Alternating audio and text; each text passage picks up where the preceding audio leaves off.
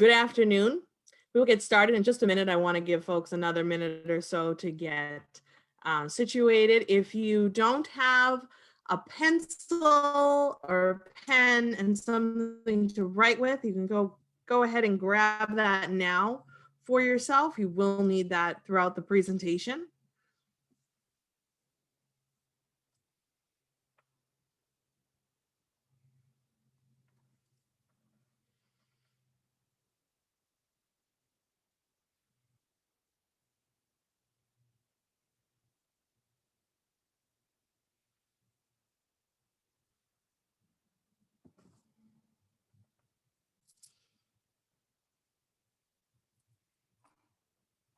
Okay, great. So we're going to get started. I see that most folks have their cameras off. If you want to keep them on, that's fine with me. If you'd like to keep them off, whatever you're comfortable with, but do please keep yourself on mute throughout the presentation if possible, so that way we don't have any background noise or interference that way. So good afternoon. I'm Theresa Melito-Connors, or Dr. MC of Dr. MC's Self-Care Cabaret. I am also a public school administrator in the Melrose Public School System. And I'm delighted to kick off this 5-part series with the MTA. I am session 1. There are very talented colleagues of mine that will be presenting the remaining weeks, and then we'll all come together for that 5th week as a kind of a panel. And we have some fun stuff planned for that session as well. So be sure to sign up for all the sessions if you're available. And but let's get started with today. So self-care is not canceled. Cultivating wellness and adjusting for uncertainty. So first, I want to go ahead and give everyone a round of applause. And you can give yourself one and maybe even a pat on the back. This has been a school year like no other, as we know. And I just wanted to take a moment and thank you for all that you've been doing, whatever that looks like for you this school year, because I know different districts are doing different things and it's been a little crazy. So I just wanted to take a moment to thank you and appreciate you for all that you're doing, because I understand firsthand how challenging this school year has been. And, you know, folks aren't always, the general public isn't always super kind to educators in terms of their opinions on what we should and should not be doing. So I just wanted to take that moment to give you a round of applause and a pat on the back and thank you. And I appreciate all you're doing. So if folks wouldn't mind telling me how you're feeling today. You just do a little check-in with yourself right now in this moment. It's Thursday, so we're heading towards the weekend, which is generally good. And you know, it's late in the afternoon though. This week's been a little stressful with losing an hour and whatnot. That always feels, I don't know, kind of tremendous to me anyway. All right, and I will be monitoring the chat, so we will use that throughout the presentation. So folks are feeling kind of tired, burnt out, motivated, a little tired, hopeful. All right, good. Tired. I'm a little tired today too, I'll be honest. Tired, but looking forward to the weekend to recharge. Absolutely. A little withdrawn, overwhelmed. Furlough from Salem State. Defeated and disrespected. Oh, I'm sorry to hear that. Tired and hopeful, not bad. All right. So we hungry. We'll get a snack, Megan. You can get a snack. I'll allow it. So yeah, so we're a little all over the place, but that's okay. All feelings are valid and welcome and appreciated. So let's see, because I will have you do a check-in at the end, and I'll be curious to know how you are feeling in the end of these 2 hours together. Oh, someone happy, tired, but happy I got a vax appointment. Looking forward to hearing some good tips. Awesome. Perfect segue, and way to go on the vax appointment. I'm still pre-registered and I don't know, waiting, I guess. I don't know. Anyway, we won't go into that and my thoughts on that. So when you think about self-care, you don't have to put anything in the chat, but I want you to just, oh, why did my PowerPoint presentation stop and restart? Let's try that again. So what I want you to do, I want you to think about your idea of what comes to mind when you think about self-care. You don't have to put anything in the chat, but just think about the images and what comes into your mind. Then we're going to talk a little bit about what the origins of self-care are actually about. So when you thought about self-care, you probably came up with an image maybe of an affluent, thin, able-bodied white woman in a plush bathrobe with cucumbers over her eyes, surrounded by overpriced bath products. Perhaps that was something that came up in your mind. And if you did, that's not really what we're here to talk about today. If you had some variation of that image, we're really here to talk about what self-care means. And that imagery is more like the commodification and stereotypes around self-care, which sometimes lead us to believe that taking care of ourselves is actually a selfish act and that it's luxury and not something that is accessible and, quite frankly, required for everyone. So let's talk a little bit about the origins of self-care. We can trace self-care back in history 5,000 years ago to the earliest practitioners of yoga in India, where they were seeking optimal wellness by connecting their mind, body, and spirit. Then as we move a little more through history, we can see evidence of the importance of lifestyle impacting one's health. And we can see that in ancient Greece, in Rome, in the Middle Ages. Aristotle and Socrates had glimmers of caring for the self in some of their teachings as well. And we move a little further along and we can see in 1859, Florence Nightingale recognizing the importance of tending to one's needs as a pathway to healing. So of course that was rooted in the medical field, and her work was mostly around basic hygiene practices at that time. And then about 100 years later or so, in 1959, the nursing field in general started to recognize that self-care and other care are very much related, meaning that you put your needs first, and that actually makes you better able to care for others. And began promoting it as such in like the late 50s for nurses and their patients. The term as we know it today, though, really is a political rally cry. And I'm going to share with you a quote in just a second from African-American lesbian author and activist Audre Lorde. And her words that she said in 1988 still very much ring true today. And I will share those with you. Caring for myself is not self-indulgence. It is self-preservation, and that is an act of political warfare. We have to put our needs first.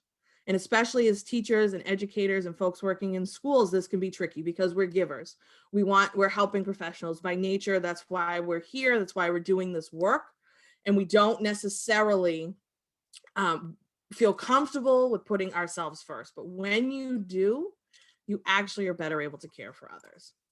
So let's talk about stress. So we all experience stress, and little bits of stress are actually good for us. But what happens is the chronic exposure to stress, when you're really stressed a lot and not taking care of yourself, there's changes that happen in your body. So you're probably familiar with the fight or flight response. So if you're under attack or a threat of some sort, and let's say you're being chased by a bear in the woods, you want to make sure your fight or flight response kicks in and you can get yourself to safety. And when that happens in our body, our breathing increases, our blood pressure, our heart rate, our adrenaline, our sensory awareness, all of that is increased. And what decreases when we're in this state is our thought processes, our ability to concentrate, our creativity, our immune system can't function real well, and our digestive system has some challenges as well. So we don't want to be in that state. But when you are not taking care of yourself, you can get stuck in that fight or flight response. And actually your brain can begin to override the opposite, which is the rest and digest response. And your hormones can get all out of balance. You can really experience a lot of unpleasant health consequences as a result. We're not going to dwell too long on anything negative, but I do just want to point this out. Where we want to be is our rest and digest response. This is our relaxation response, our parasympathetic nervous system. And as you can see on the screen, everything that was increased with the fight or flight is now decreased with the rest and digest. And now we're better able to think when we're in this type of place. We're better able to concentrate and be more creative. Our immune system functions better and our digestive system functions better as well. And we'll talk about some easy ways you can ensure that you're helping stay in that rest and digest response. Okay, So when we neglect our self-care, we can experience a whole host of challenges. There's a sample of them for you there on the screen. And you may look at this and think, yep, that's me. I see myself on that screen. I know for me, when I'm not taking care of myself, I experience headaches, my eye twitches, and I definitely have stomach issues. So maybe you experience those things or maybe some other things. Also, I did create a reference sheet for you. I'm going to go ahead and put that in the chat.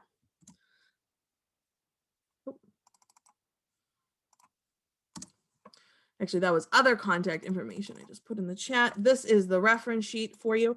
So go ahead and make sure you save that for yourself so you have that. It does include a sampling of the slides and some other links and follow up for you.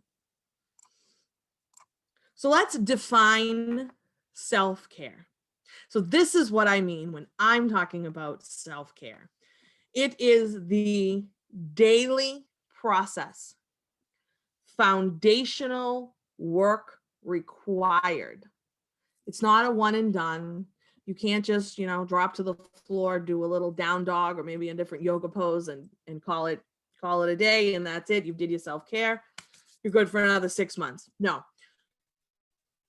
Daily process, foundational work required for physical and emotional well-being.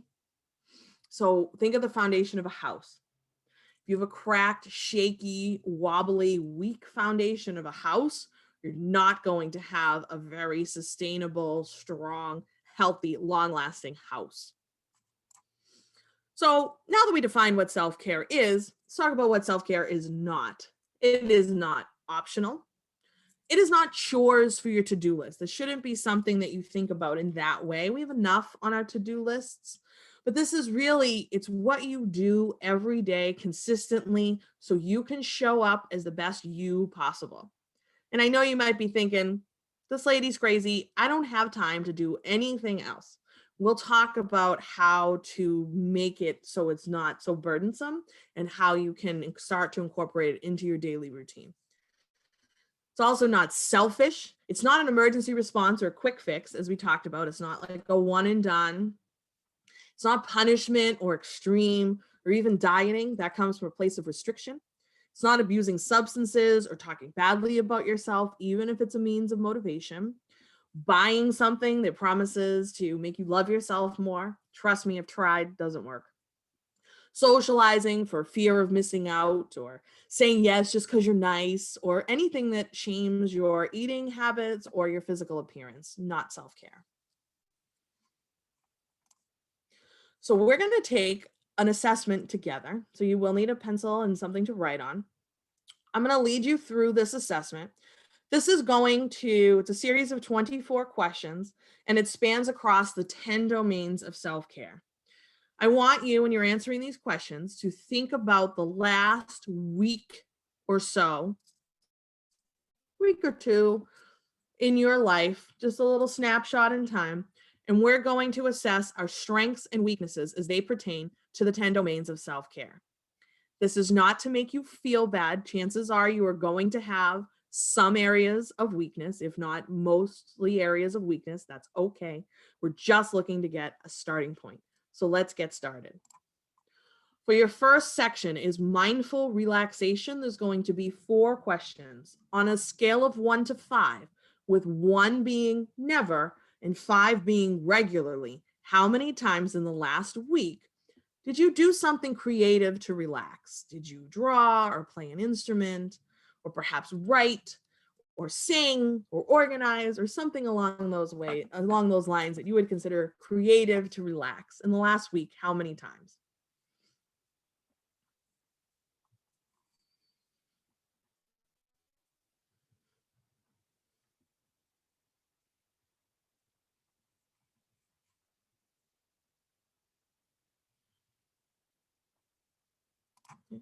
Question 2.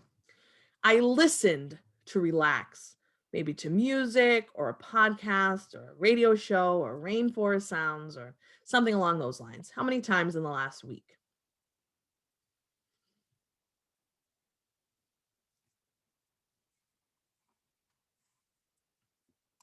Question 3.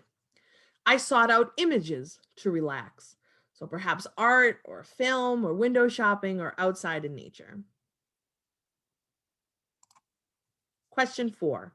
I sought out smells to relax. So perhaps lotions or nature or candles, incense, or even the smells of baking. Great. Those 4 questions, I want you to add up your score and just hold on to that for a few minutes. We're going to move to the next section. So section 2 is your physical care.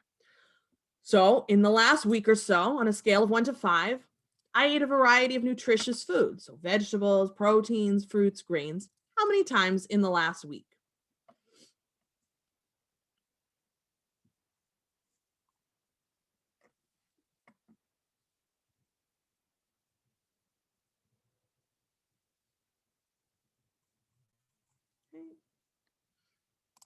Great. Question 2. I exercised at least 30 to 60 minutes. How many times in the last week on a scale of 1 to 5?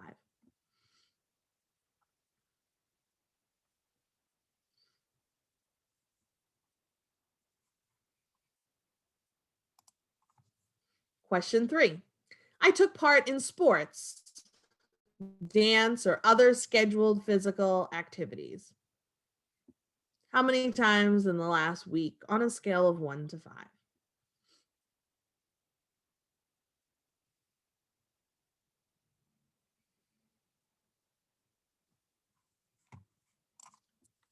Question 4. I practice yoga or another mind-body practice, perhaps taekwondo or tai chi or something along those lines. Great. Next question in this section, the scoring is actually a little different. So the screen just changed.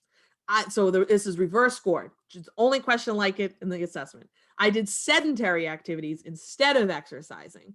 So if you did that never in the last week, you give yourself a 5. If you did that regularly, you'd only get a 1 for that one.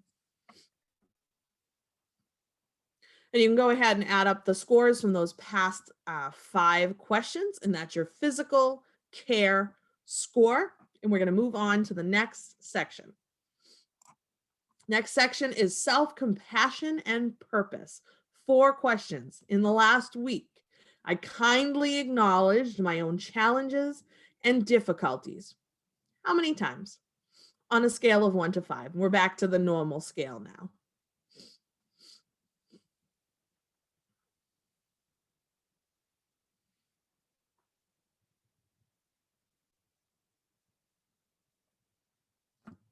Okay. Next question. I engaged in supportive and comforting self-talk. So my effort is valuable and meaningful. How many times in the last week?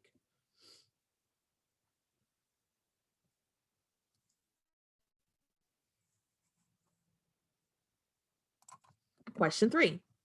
I gave myself permission to feel my feelings. Allowed myself to cry, perhaps. How many times in the last week?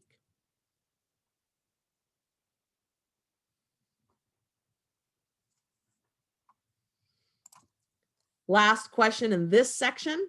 I experienced meaning and or a larger purpose in my work or school life. For example, for a cause. You can go ahead and add up your 4 scores from those last 4 questions, and that is your self-compassion and purpose score. We're going to move along. Okay. Supportive relationships. I spend time with people who are good to me, support, encourage, and believe in me. In the last week or so, how many times on a scale of 1 to 5? Question 2. I felt supported by people in my life in the last week.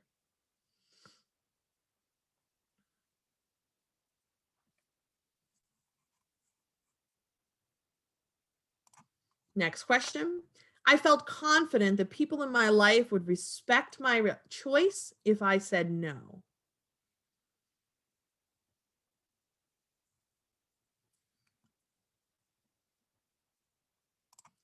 Last question in this section.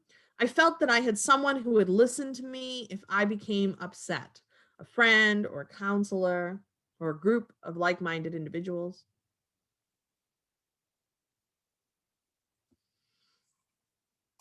Excellent. Okay.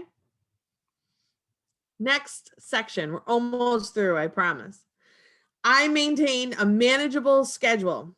How many times in the last week? Next question. I kept my schoolwork and work area organized to support my work and school tasks.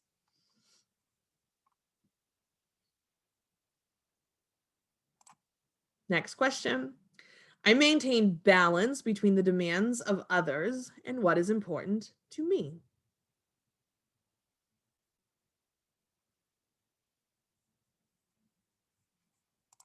Last question in this section. I maintained a comforting and pleasing living environment. How many times in the last week?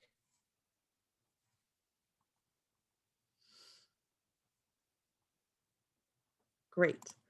Add up your scores to those questions, and that's your supportive structure. Okay. Last three questions. I had a calm awareness of my thoughts. This is your mindful awareness section. Next question. I had a calm awareness of my feelings.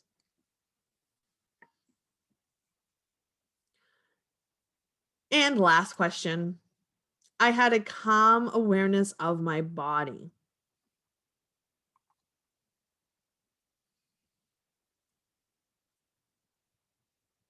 Great. And if folks were driving or driving home from work or otherwise not able to take that assessment, I did include the link for you on the reference sheet, so you can always access that later and maybe take it again when you are able to. So now let's take a look at our scores. Add up your 3 scores from those last 3 questions. How did we do? Mindful relaxation, your maximum could have been a 20. If folks want to comment in the chat and tell me how you did, I'd love to know.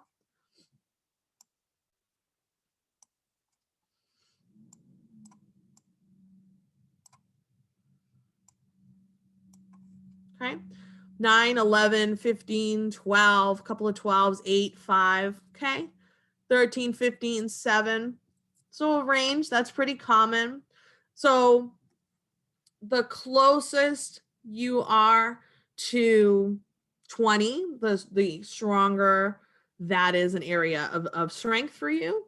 And the closest you are to the lower numbers, that might be an area that you need a little help with.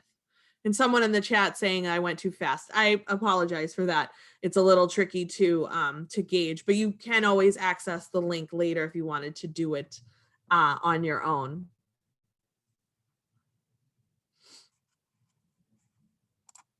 Okay, next section. Physical care. Your maximum could have been a 25.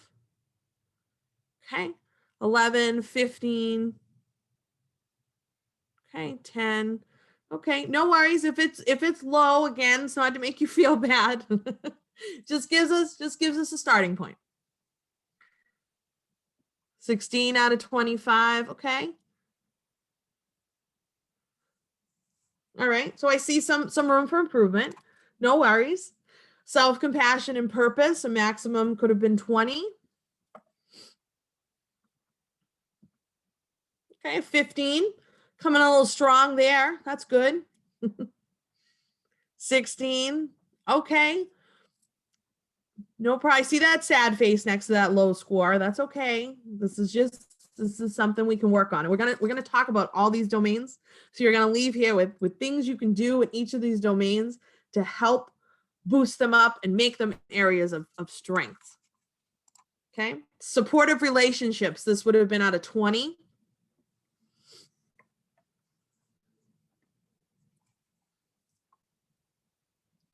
Out of 20. Woo, way to go, Karen. 18, awesome. 20, wow. Nice. Great. Supportive structure. Teachers tend to struggle in this area, just saying. Could have been 20, could have been your hardest. Yep, 6. 6. All right, 18, 19, 11. Okay, 4. So we have room to grow there. 15, okay. And our last section is mindful awareness, and your maximum could have been a 15 in this area. Okay, 10, 9, 11. Oh, see a couple of low ones in there. That's okay. All right, good. So we just did a quick assessment. And now we have a better handle on our strengths and weaknesses. So now the remainder of the presentation will be talking about each of the domains for the most part.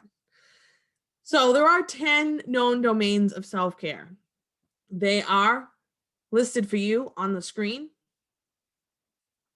nutrition, hydration, exercise, soothing strategies, self-awareness and mindfulness, rest, relationships, physical, medical, environmental, self-compassion, and spiritual. So let's talk about the nutrition domain to kick us off. What does excellence look like in this domain?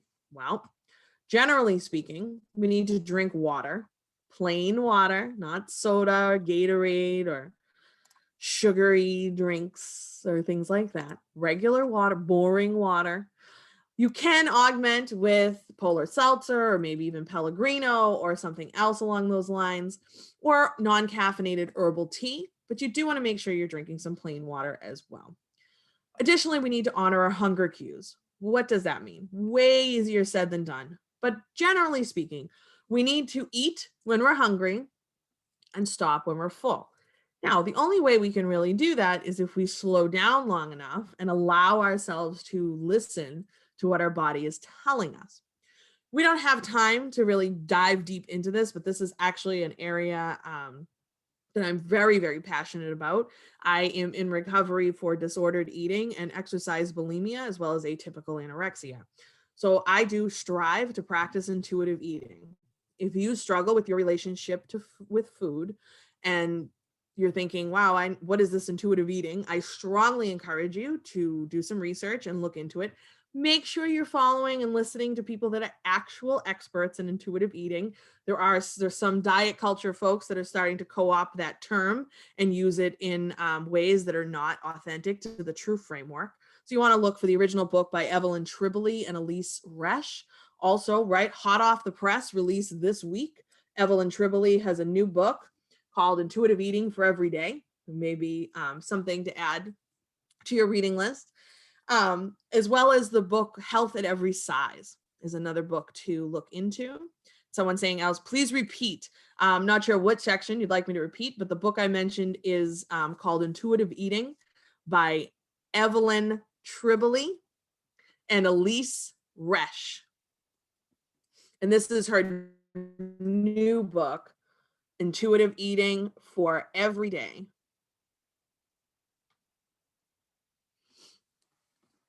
Great. Okay. Or Health at Every Size is another book you can look up as well. So we need to slow down when we're eating. It takes your stomach 20 minutes to tell your brain that you are full.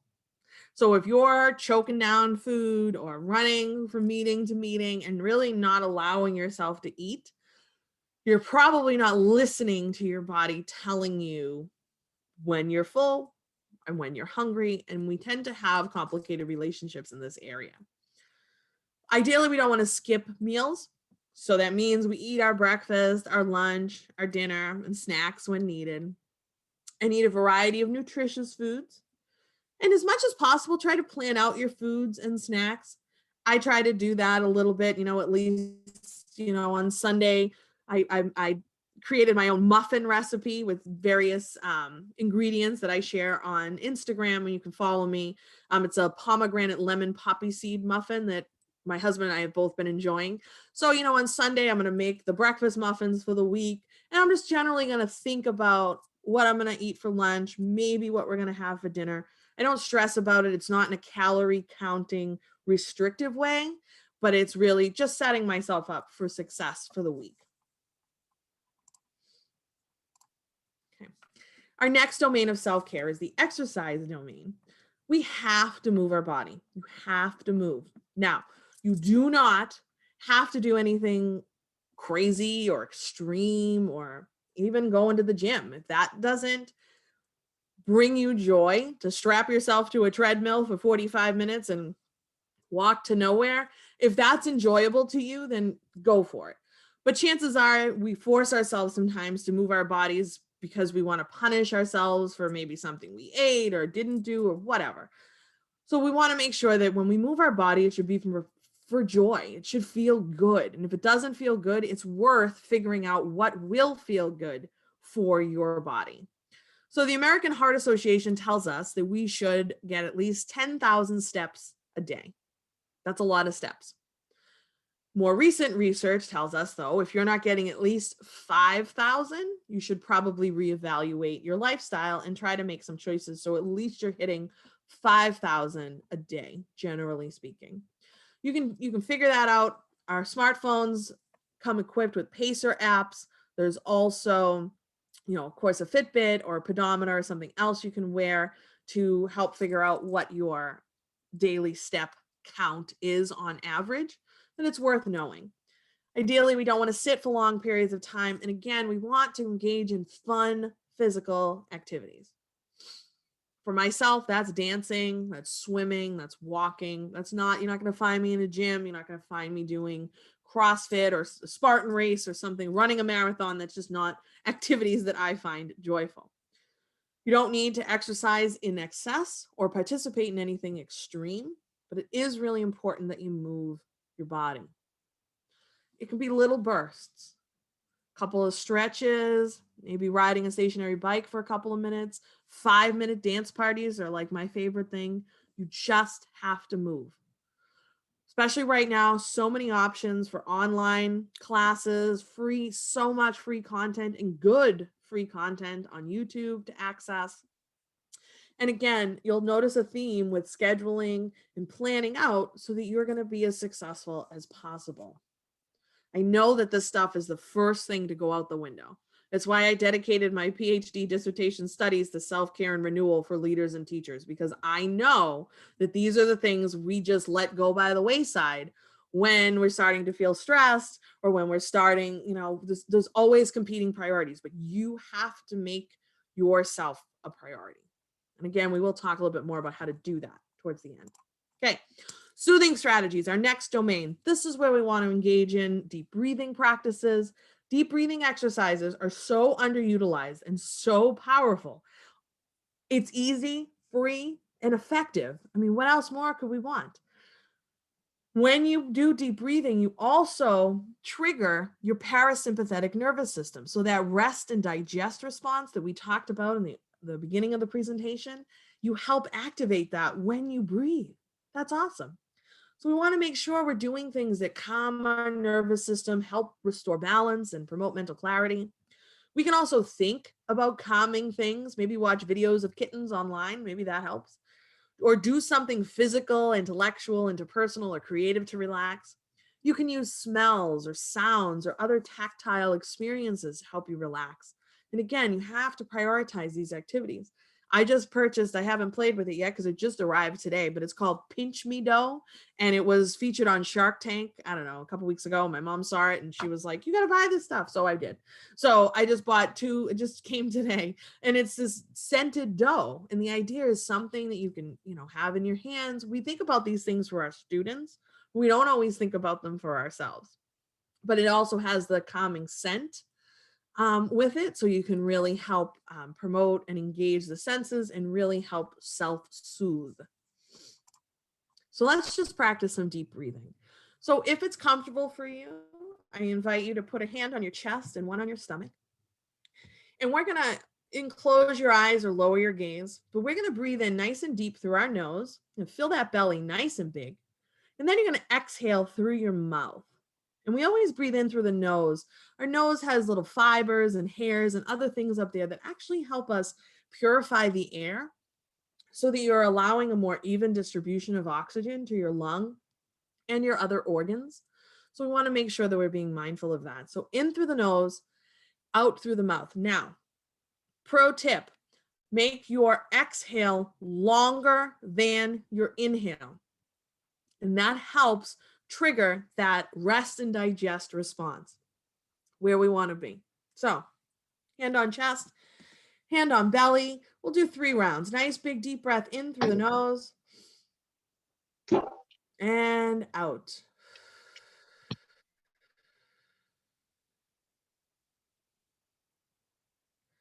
And one more time, big deep breath in and out.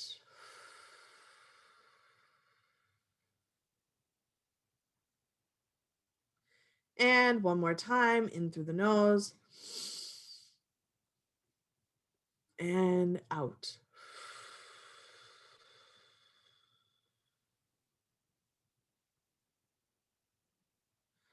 You want to make sure on that exhale, you're emptying your belly fully as well.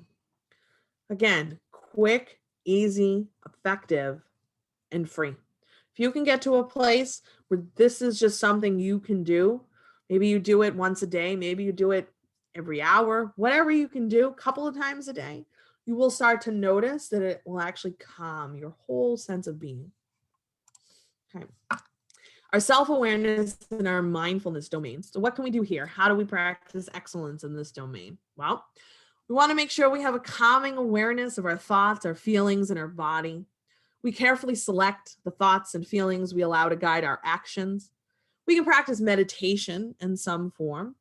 And I will tell you, meditation is one of those things that sometimes people don't want to try it. They feel like, they can't sit for 45 minutes and think about nothing. Well, I want you to think about meditation as a muscle. You wouldn't run a marathon tomorrow if you hadn't been training for it.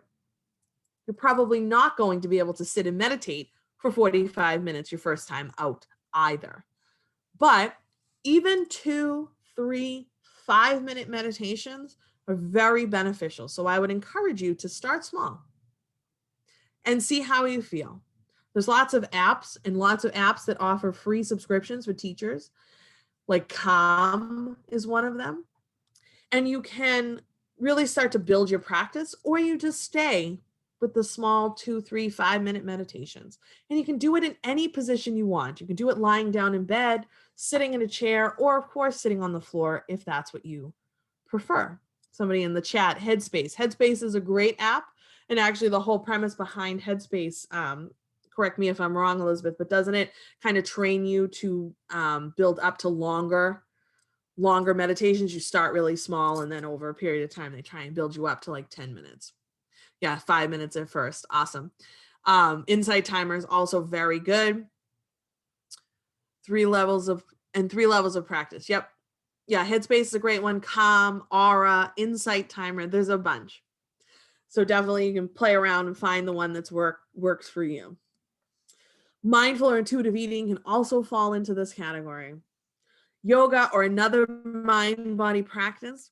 One of my colleagues in one of the future presentations will be talking more about yoga, but I just want to give a quick plug for yoga.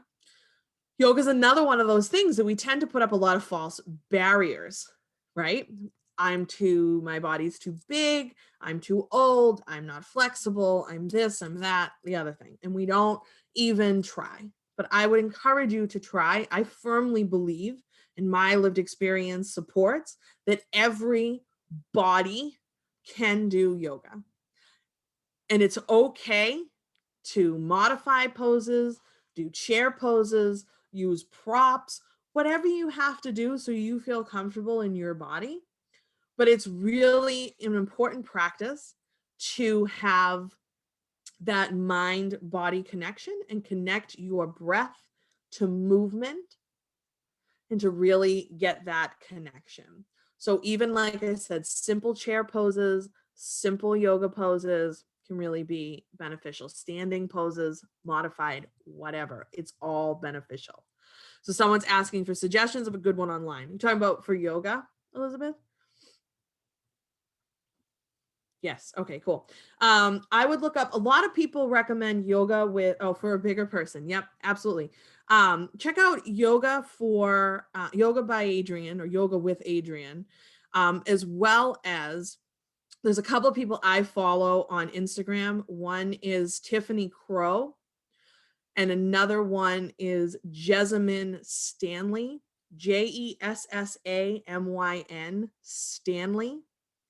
And she, both women live in larger bodies, and they are unbelievable and incredibly inspiring yogis in my perspective. I also live in a larger body, so I tend to want to see people that look like me doing poses and whatnot. So definitely check them out. Jessamyn has a book called Everybody Yoga, and also Thunderbelly Yoga is actually her studio. So there's some stuff there online you can access. So definitely some other options there. And people putting some stuff in the chat. Workout for Women app, great workouts in general, lots of yoga, variety of levels. Awesome. Perfect. Or the Nike Training Club app, very cool. So yeah, it's out there for you. Oh, and the Down Dog app has been free for teachers all year. Awesome. And again, I sound like a broken record, but we have to schedule and set ourselves up for success and plan it out. And the last thing we want to do in this domain is acknowledge things in which we are grateful for. So let's talk about mindfulness first. This terminology gets thrown around a lot, and it's definitely a buzzword and has been for several years. So what do we mean when we talk about mindfulness? This is my favorite definition visual of what mindfulness is. So we have two people, right, walking down the street. One, the person on the left, they're not there. They are so everywhere else. They are worrying about their to-do list, what they said, what they didn't do, what they have to do next week. They are just not in the moment at all. Person on the right, well, they're there. They're in the moment. They are seeing their friend. They're seeing the trees. They're feeling the warmth of the sun on their body. They're there in the present moment. Jon Kabat-Zinn, who is, for lack of a better term, the granddaddy of mindfulness in our culture, his definition is mindfulness is awareness that arises through paying attention on purpose in the present moment, non-judgmentally. Sometimes that non-judgmental piece can get in our way because we tend to be our own worst enemies. So let's talk about how we can bring a little mindfulness into our daily routines. And these are just 4 quick tips and practices you can encompass into your own world. There's hundreds, probably thousands of other mindfulness tips you can access and begin to incorporate. But these are some of my favorites. So first, when you're starting to feel that stress, you can always try to enact stop. So what do? Stop what you're doing, take a breath, observe your inner and outer worlds, and then proceed. This next one is actually my favorite. You can reflect on the day so far and ask yourself, what went well? WWW, what went well? A lot of times we focus on positive? Nope. We focus on negative. We replay in our mind what didn't go well, what we should have said, what we didn't say, what we wish we had said, what we wish we had done, what we didn't get done, like everything. We just are our own worst enemies. But reflecting on the day, what went well can be a really powerful practice. And I see someone in the chat, the what went well, end of day gratitude can be really helpful after harder days. Absolutely. This next one, the rainbow connection. Gaze around the room that you're in and see if you can spot something of every color of the rainbow. You can also do this outside and call it a rainbow walk. And you can take a walk around your neighborhood or in a park somewhere or anywhere really, and look around, really be there in the present moment and see what's around you. Can you spot something of every color? And this last one, we can do this together. We're going to stretch out our arms nice and wide as we take a nice big deep breath in. So take another big deep breath in. And then I want you to pretend like you're going to give the whole world a hug, because the whole world could use a hug. And then you're going to exhale. And you're going to give yourself a hug. And really feel that compassionate touch, that light therapeutic touch on your body. And give yourself a hug. I did include this slide for you on the reference sheet, which is linked in the chat. So these are things you can always reflect back on and begin to incorporate. Let's talk about an attitude of gratitude. So again, we take so much for granted and we focus on negative. When you focus on negative, you actually attract more negative into your life. So we don't want that. We don't want to do that. So when we express gratitude, there's research to support, it actually rewires your brain and helps. It's a mood booster. It helps increase our happiness and our health and improve our relationships. So who doesn't want more of that? So gratitude can be for someone else or for you or for something. And we have to be grateful for all we already have. So here's some tips and ways to get started. Say thank you. Give someone a sincere compliment or start a gratitude journal. It can be fancy or very simple. It can be a note on your phone. Doesn't matter. Just take the time every day or even once a week to write down a couple things you're grateful for. You can even start a gratitude jar. Similar concept. You want to get some sort of vessel or box of some sort, decorated or not. Get some slips of paper, and then every day, every week, write down something you're grateful for, put it in the jar. At a later date, you can go through it and reflect on it. I think that would be so cool to do as a school or as a class or even as a family, to start a gratitude jar. Maybe you start it on New Year's Day and then you look at it on New Year's Eve later that year, or as a class, you could start at the beginning of the school year, end of school year, whatever. I think it would be really nice to incorporate. You can write someone a letter of gratitude, perhaps with someone in your life, a teacher or a coach or some other person in your life you never properly thanked. You can get into a habit where you can start to flip those ungrateful thoughts.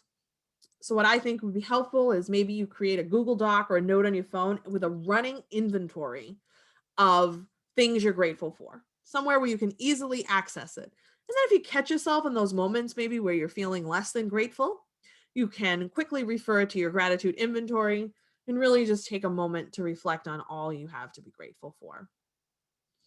You can set a timer or a calendar alert so that you're getting reminders to practice your gratitude. Whatever you have to do to make it part of your routine can be really helpful. You can also, if you're interested in gratitude journaling and it's not something you've done before, some journal prompts for you to consider. You could write about, and don't get stuck on 5 things. Doesn't matter if it's 5 things. It can be 10 things. It can be 1 thing. It's fine. Just get into the practice of doing it. So things you saw, heard, smelled, tasted, touched, things you're grateful for, by people you're grateful for, possessions you're grateful for, things you normally take for granted that you're grateful for, abilities you have that you're grateful for, whatever it is, start getting into the practice of writing it down. This is a great resource for you. Write this down. I don't know if I included it on the reference sheet. I don't think I did. This is actionforhappiness.org. Great website, lots of great content. One of the best things they do is put out these beautiful monthly calendars. This one is Mindful March. But every month it'll change. There's also a smartphone app you can download and get daily reminders. But every month, new theme with a little tip, something to do for the day. So let's look at today's. Today's the 18th. So if you find yourself rushing, make an effort to slow down. Sometimes that's really hard to do. Tomorrow's, cultivate a feeling of loving kindness towards others today. These calendars print beautifully in black and white. If you don't have access to a color printer, no problem. For myself, I need constant reminders. So things like this help me kind of stay on track. Rest, an often neglected, but very important domain of self-care. So what does excellence look like in this domain? Well, we need to get enough sleep. We need to get enough sleep so we feel rested and restored when we wake up in the morning.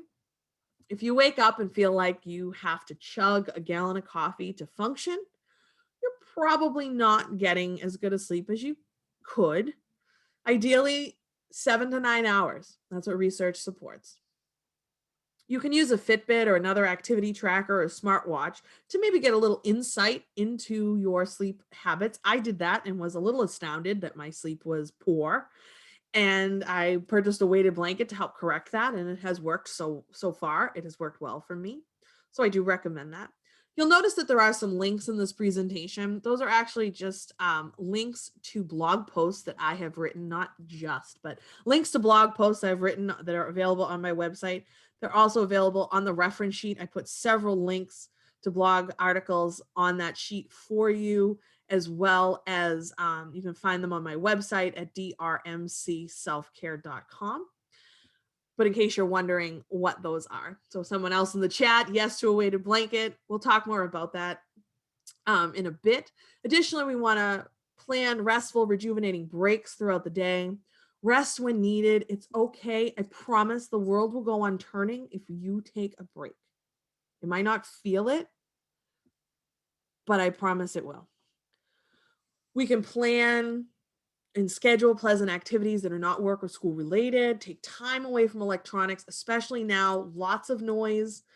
It doesn't mean that we want to, be uninformed and turn off the news, but there's a difference between being informed and being obsessed.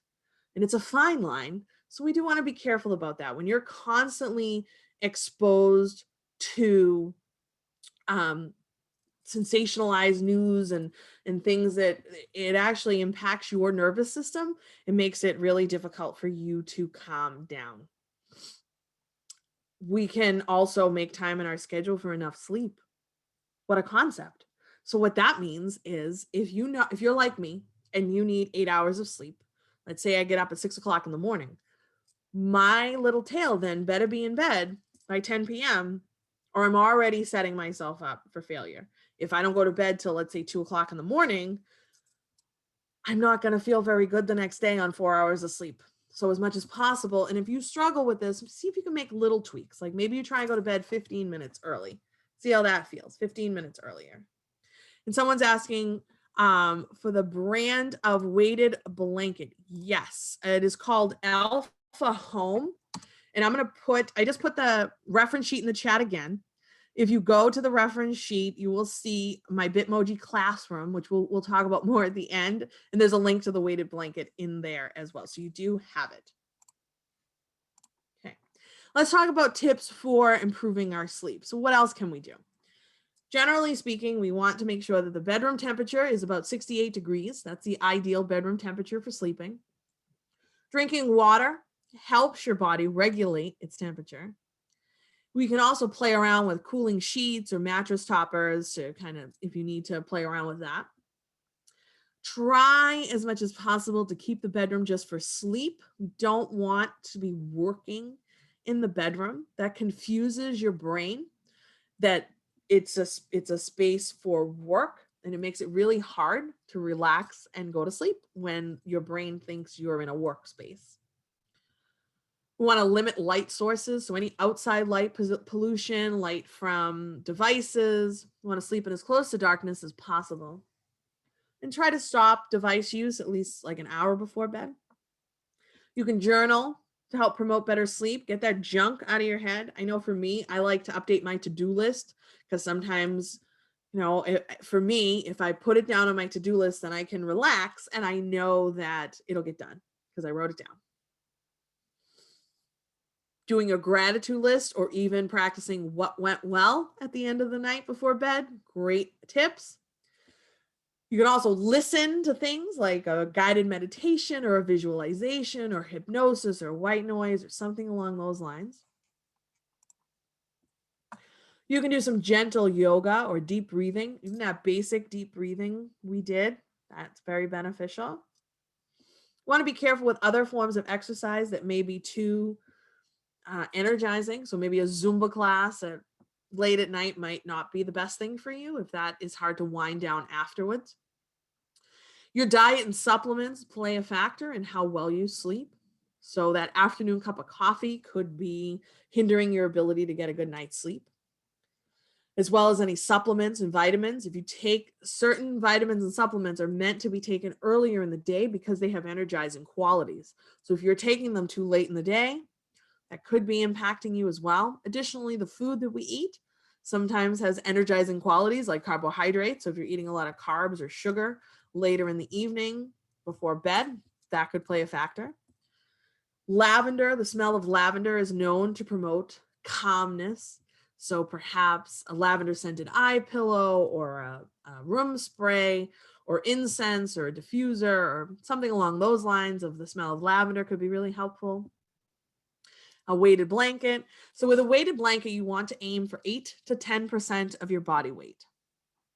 They do go up to 25, 30 pounds. I've seen them. Of course, you could always, I'm sure get one made custom at a different weight if that's what you needed. Be sure, my only recommendation about this, and I think the one that I purchased on Amazon, like I said, the Alpha Home was the brand. It was about $75. Keep in mind that you want one with a cover because you can't wash the heavy weighted part. So a cover will help you so you can take that off and on as needed so it can be laundered. And it's a hoot to try and put the cover back on a heavy weighted blanket. So you have that to look forward to also. But again, it is beneficial to have one with a cover because of that reason. And not all of them come with covers, so make sure. And lastly, we want to, Alpha as in AL, I think it's PHA. ALPHA, Alpha Home was the brand. And again, that's linked in the, you have that link in the Bitmoji Classroom on the reference sheet to the blog post, which will take you right to the one that I purchased, if that's what you would like to look at. And lastly, we want to set consistent wake up and going to bed time. So as much as possible. So I know we can't be perfect with this and we want to sleep in on the weekends. That's okay. But generally speaking, you want to go to bed and wake up at the same time as much as possible so that your body gets into a rhythm of when it's sleep time and when it's time to be up. Okay. Relationships. This is the next domain of self-care. This is where we want to make sure we spend time and make time for people who are good to us, who support us, sustain us, encourage us, believe in us. We want to feel supported by the people in our life, confident that we'll be respected if we say no. And then we can stand up for ourselves in our relationships. And you have someone that will listen to you if you became upset. Perhaps that is a friend or a counselor or a group of folks. If you just heard that description and you're thinking to yourself that you don't have that in your life, I would strongly encourage you to seek the support of a mental health professional, a therapist, a counselor, or a group, whatever it is, but that you really seek out some support in this area so that you do have that relationship domain fulfilled. It's a really important domain. They all are important, but truthfully, and I think the last year has really shown us, we've had to get a little creative in our relationship domain to really help continue and foster some of those relationships during these COVID times have certainly made it a little more challenging. Okay, we're going to do this exercise together. This is called Just for Now, I Am. And what I want you to do is you're going to sit comfortably in your chair. I did include this slide for you on the reference sheet. So you will have this, as folks tend to really like this exercise. We will do this, and I know teachers have used it over Zoom with their students in person. I also had teachers in my district and other districts translate it into different foreign languages so they could use it in their classes that way, which I thought was really cool. So this is actually a Reiki exercise. And Reiki is part of my self-care routine. We're not going to talk about Reiki too much today, but most of what I'm presenting to you, if not everything, can really be practiced for little to no money. Reiki is something you would have to pay a practitioner to, or master, a Reiki master, to visit and pay for that service. But this was passed down from my Reiki master, her Reiki master, to her, to me. And so I'm going to share it with you today. So the left-hand side of the screen is parts of our body where we're going to put our hands that correspond with the sentence, just for now, I am connected. Just for now, I am clear. Just for now, I am focused, etc., etc. I will cue you. So don't worry if that was confusing. We'll go nice and slow. You're going to take nice, big, deep breaths in and out when we do this. Make those exhales longer than your inhales. Remember, we want to stimulate that parasympathetic nervous system, that rest and digest response. And I want you to think about what you're saying when you say these words. So just for now, I am connected. That's a pretty powerful statement. So I want you to think about that. And I want you to think about the intention of these words and that you're infusing your body with these intentions. So let's try it. So I want you to sit comfy in your chair or wherever you are. And I want you to close your eyes or lower your gaze if that's comfortable for you. And I really want you to feel your feet on the ground. Feel all four corners of your feet firmly rooted into the ground. I want you to feel your body supported on whatever surface it's on right now. If you're on a chair or couch or the floor or lying down in bed, wherever you are, in your car driving, don't close your eyes if that's what you're doing, please. And I want you to take a nice big deep breath in and out and out.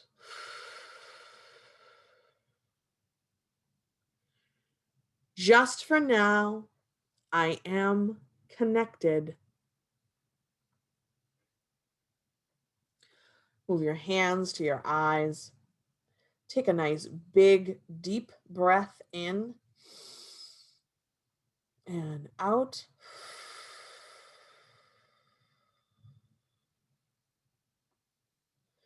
Just for now, I am clear.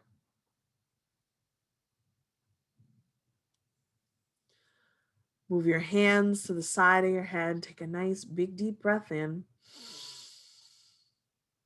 and out.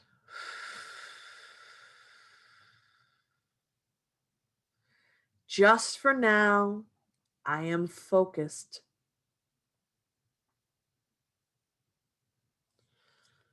Move your hands to your throat. Take a nice big deep breath in and out. Just for now, I am wise.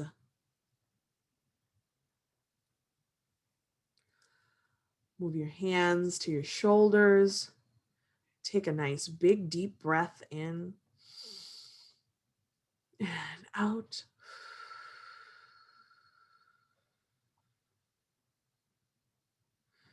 Just for now, I am relaxed.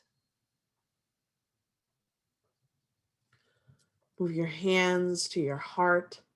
Take a nice big deep breath in and out.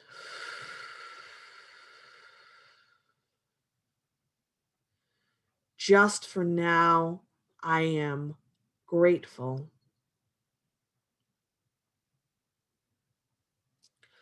Move your hands to your solar plexus, your upper belly area above your belly button. Take a nice big deep breath in and out.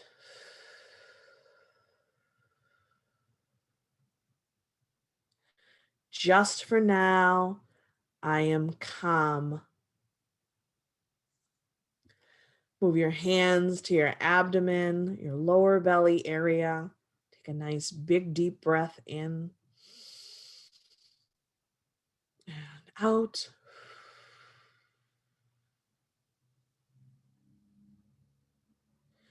Just for now, I am forgiving.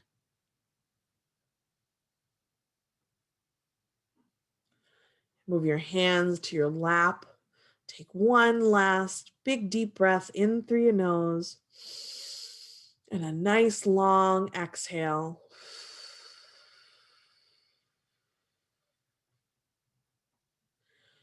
Just for now, I am peaceful.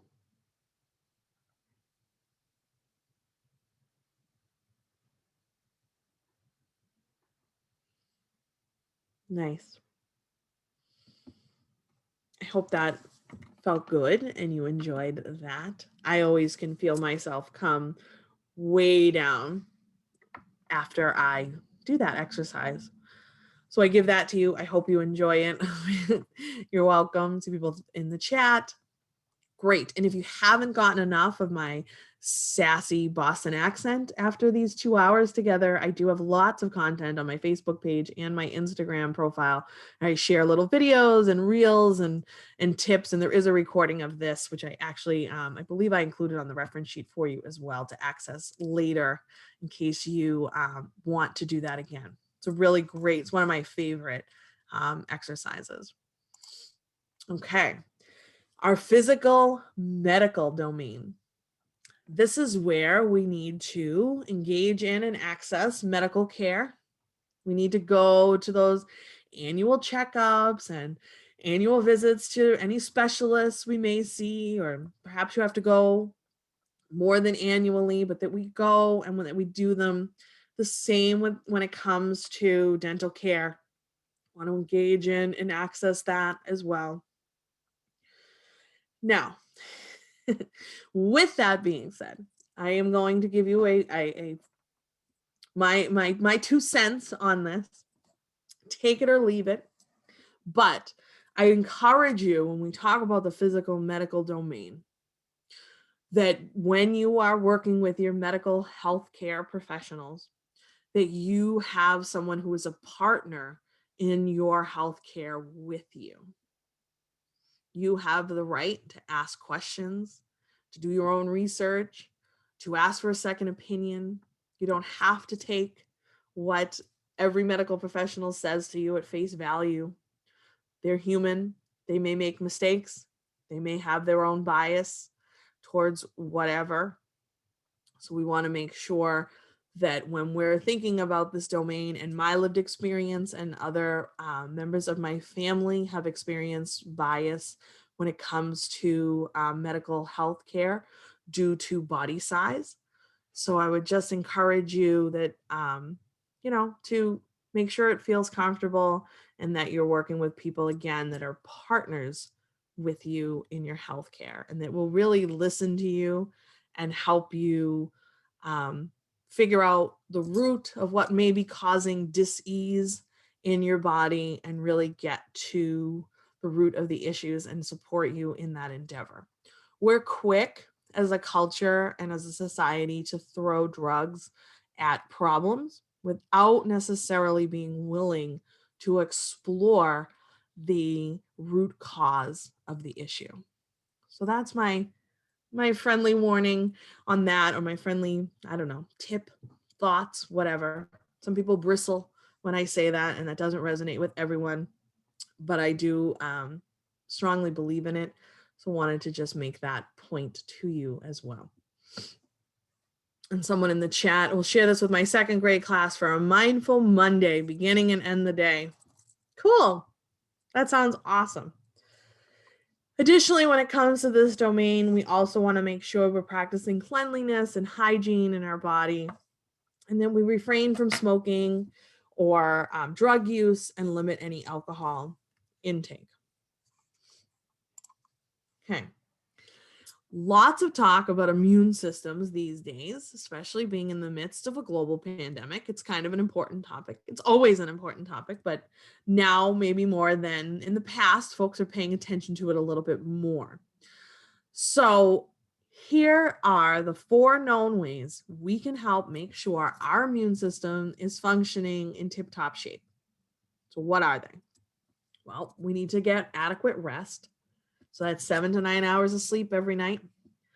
Nutrition, we have to feed our body a variety of healthy, nutritious, wonderful foods.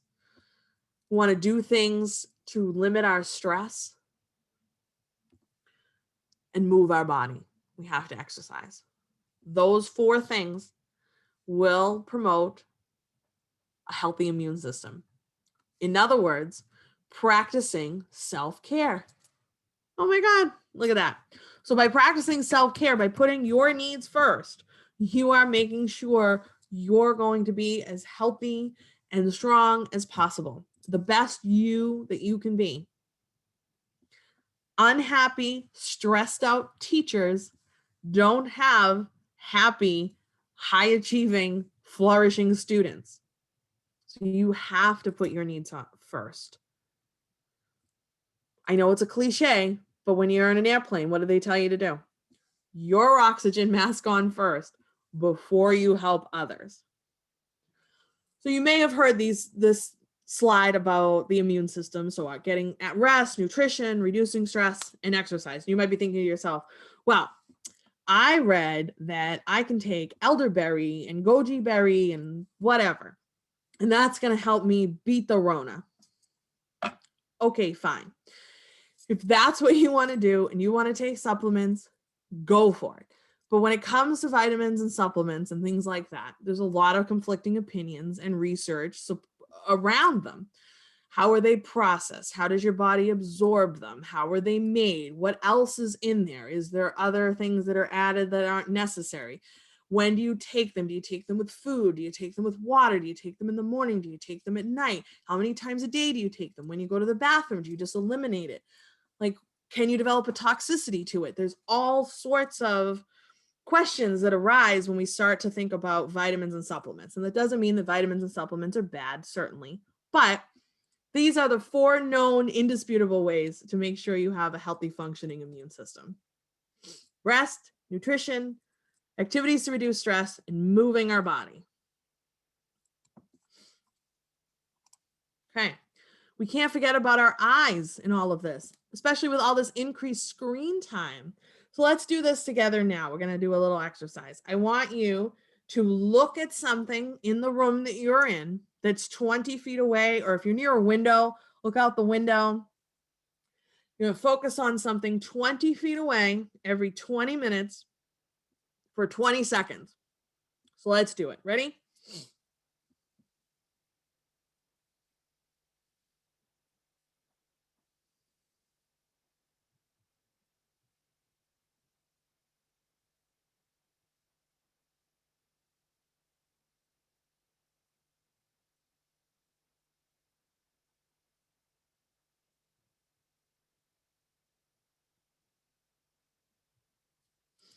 That was about 20 seconds or so, give or take.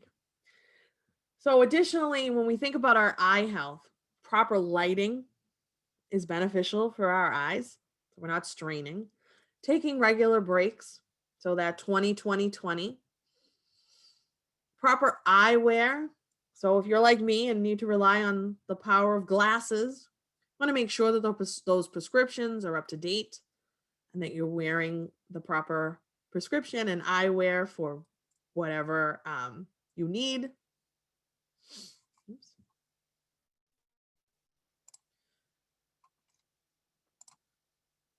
Sorry about that.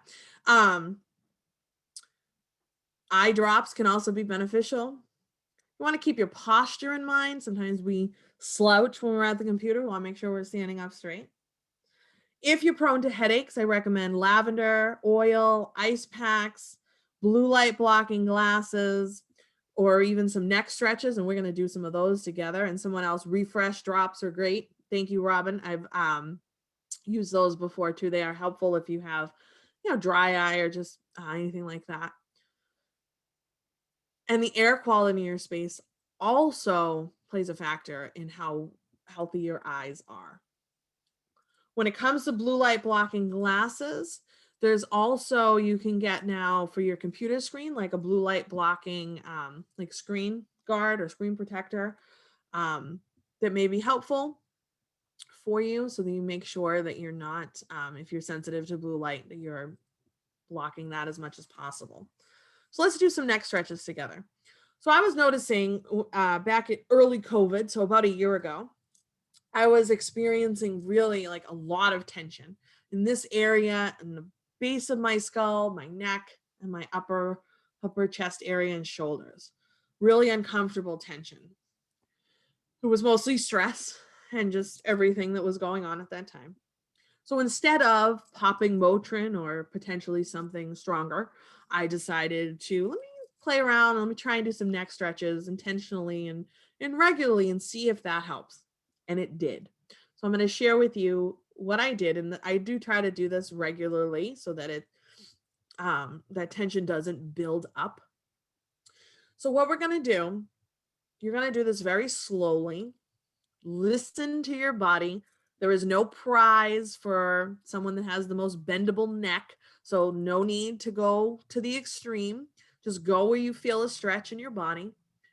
If you want to increase the stretch, I will give you, excuse me, I will give you some modifications so that you can increase that stretch if that feels good to you. But again, please listen to your body and only go where you feel a stretch. I did include this slide for you in the reference sheet, so you'll be able to access these exercises later. So let's just start by rolling our shoulders.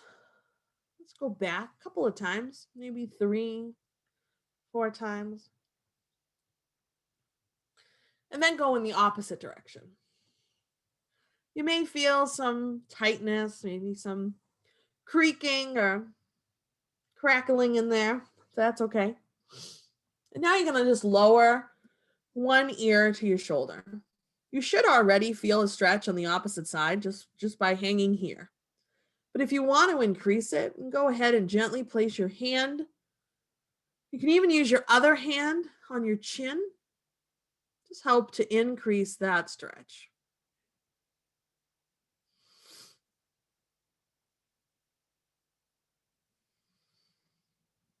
I want to come up from that.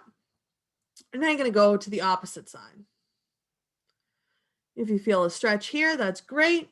If you want to increase it a little bit, you can use your hands to gently guide an increased stretch. And let that go. And we're going to look down at the ground. And you can place your hands behind your head.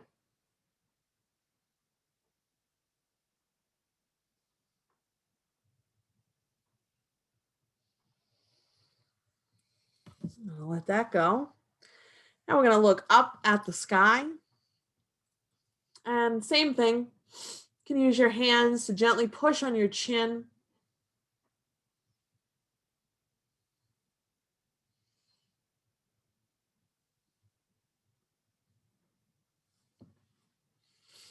And let that go. Now you're going to look over one shoulder. And even here, if it feels good, you can use your hands to help gently increase the stretch.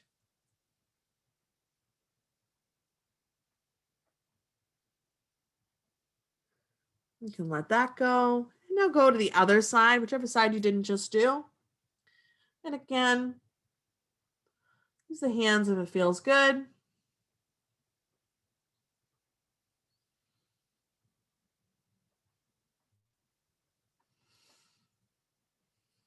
Great.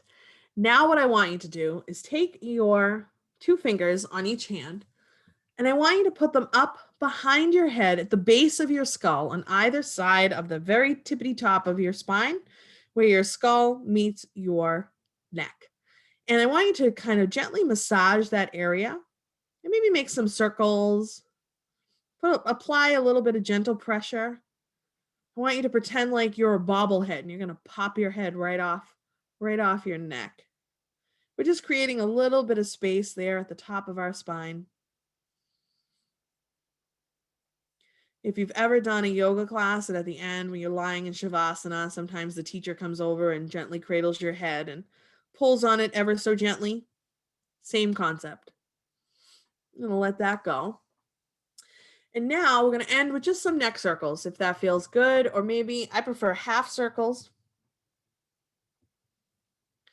You want to go in either direction, all the way around, and make sure you do both sides as well. And that only took a couple of minutes, and we really released. You may even feel it right now in your body if you were holding any tension in your neck and shoulder area. You probably feel a little bit of a release of tension. The Workout for Women app. Someone in the chat. The Workout for Women app has several yoga stretch series for tense neck, deskercise. I love that. And office stretch. Cool. In some of my longer trainings, I do workshops up to 10 hours. And in my longer ones, we get into and I lead you through a series of, I never called it deskercise, but that's exactly what it is. Exercising, you can do it right seated. So that's awesome. And someone else that noticing that they really did relieve that tension so quickly. So again, little things that you can do that can make a big difference. And we're going to talk more about how to set this up for ourselves towards the end. All right, our environmental domain. This is where a lot of teachers struggle because we want to maintain a manageable schedule, want to avoid taking on too many requests or demands, maintain a comforting, pleasing, and organized living and work environment, maintain balance between the demands of others and what is important to you, address any physical barriers you may have to functioning. So perhaps you need a supply of some sort or a different light bulb that you do what is required to get those items. Wear suitable clothing for the weather. I know in Massachusetts that can be like 3 seasons before noon, but as much as possible, do things that make your living and work environment more enjoyable. So for me, I like to be surrounded by color and inspirational quotes and photos of my loved ones and different things like that. So that's what my spaces that I inhabit always look like that. To some people that might be sensory overload, but that works for me. I also would like to keep little crystals and various doodads here at my computer, things that I can engage in to help support my calming and restoring balance. Okay. So we're going to talk a little bit more about having a cluttered and disorganized, chaotic space. So you may have heard of the KonMari method. Marie Kondo wrote the book, The Life-Changing Magic of Tidying Up. There's also a Netflix show as well. Here's the gist. I don't think you necessarily have to do the KonMari method as it is written out. But of course, be my guest if that is something you want to engage in. I found for myself that it was not really a method that was going to work for me. But the idea is very real and the gist is very important, and it is keep things that spark joy. So if you're holding on to clothes maybe that you hope to fit into again, if you look at those and that sparks joy for you, go for it. You can keep them, but chances are they don't, and it makes you feel bad. So you want to get rid of it. You can thank the item for its service. You can take a photograph of it if you want to keep it for some reason, but donate it, throw it out, give it to someone, sell it, get rid of it. When you have a chaotic and cluttered, disorganized space, you can't relax. It signals to your brain that there's more work to be done and you can't relax. Same thing when we think back to the sleep tips. When you do work in your bedroom, it's confusing to the brain because it makes you think that there's more work to be done. So same thing here. Your brain thinks that there's more work to be done and it's really hard to calm down. So think about this when you think about all the spaces that you inhabit. So your living environment, whatever that may be, your classroom or office space, your car, all these spaces that you are in, you want to make sure that they're as organized and decluttered as possible. If decluttering and donating items is new to you, or you need some support or don't know where to look, there are lots of organizations that you can donate to that'll come right to your house and pick the stuff up.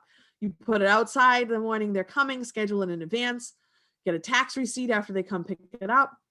Doesn't get much easier than that. So that website, scheduleapickup.com, is actually for the Vietnam Veterans Association or organization. That's who I tend to use, but there's also the Boys and Girls Club, as well as the Epilepsy Foundation. Different areas of the state, different organizations will come and pick up. So pretty cool. Okay. The self-compassion domain. This is where We want to notice without judgment when we're struggling, feeling resistance, falling short on our goals, or not completing as much as we'd like. We don't want to engage in punitive, harsh, judgmental, critical self-talk of yourself or your efforts. Kindly acknowledge your own challenges. Engage in supportive and comforting self-talk. Sometimes those little voices in our head are not so supportive. Shift your thinking and mindset as much as possible. Try and reframe issues for yourself. One of my favorite examples of this is back in early COVID. A lot of people, when things got, the lockdown, the shutdown, whatever, people were saying things like, I'm stuck at home. Well, you weren't necessarily stuck at home. You're safe at home. So if you think about stuck versus safe, even just saying those statements, even right now, still feels different to say them. I'm stuck at home versus I'm safe at home. It's a very different feeling. So as much as possible, if we catch ourselves in those